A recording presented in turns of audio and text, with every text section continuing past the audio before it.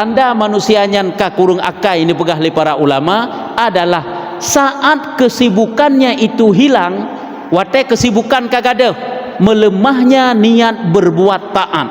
Nyopih tanda manusia ka kurung akai, menyawata sibuk hawa takalan gop umma galak takalan ji sabe-sabe merempak ikuti majlis taklim, wate takalan ji sabe-sabe merempak berjamaah, sabe-sabe merempak iktikaf di masjid, berzikir dan lain sebagainya. Itanya sahabat sibuk tu hawa tu takalan gop sahabat gop sabe-sabe rohlah ibadat, tapi saat sibuknya gepinah oleh Allah Taala, terpampang waktu kosong di hadapan getanyo, lemah niat getanyo berbuat ibadat, nyo tanda getanyo kagep kurung akai oleh Allah Taala.